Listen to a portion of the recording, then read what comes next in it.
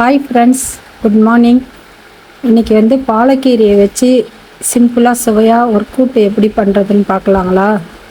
அதுக்கு சின்ன வெங்காயம், பச்சை மிளகாய், பாசிப்பருப்பு, தக்காளி, அதுக்கப்புறம் கொஞ்சம் சோம்பு, பூண்டுலாம் வச்சுருக்கேன். இப்போ பாசிப்பருப்பை நல்லா வாஷ் பண்ணிவிட்டு அதுக்கப்புறம் சின்ன வெங்காயம், தக்காளி, அந்த பச்சை மிளகாய் எல்லாத்தையும் ஒன்றா போட்டுட்டு இந்த பருப்போடையே போட்டுட்டு முழுகிற அளவுக்கு தண்ணி ஊற்றி வச்சிட வேண்டியதுதான்.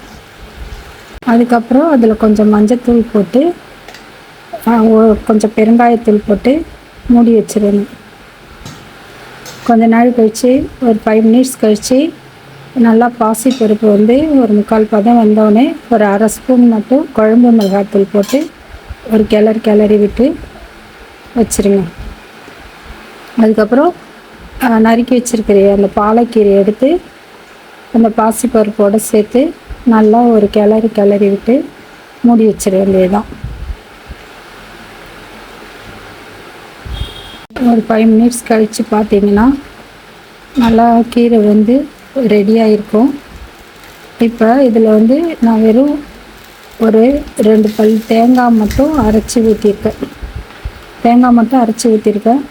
அதுக்கப்புறம் தேவையான அளவு உப்பு சேர்த்துக்கிட்டு ஒரு பேனில் அரை ஸ்பூன் நெய் விட்டு கடுகு வெடித்தோடனே சீரகம், ஏற்கனவே சோம்பு, பூண்டு அதை எடுத்து வச்சுருந்தோம் இல்லையா, அதை ரெண்டையும் தட்டி அதையும் சேர்த்துக்கணும்.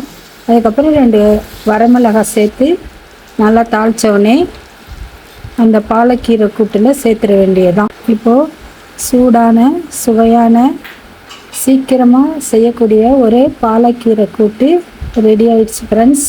இதை நீங்கள் வீட்டில் செஞ்சு பாருங்கள். ரொம்ப சுவையாக இருக்கும்.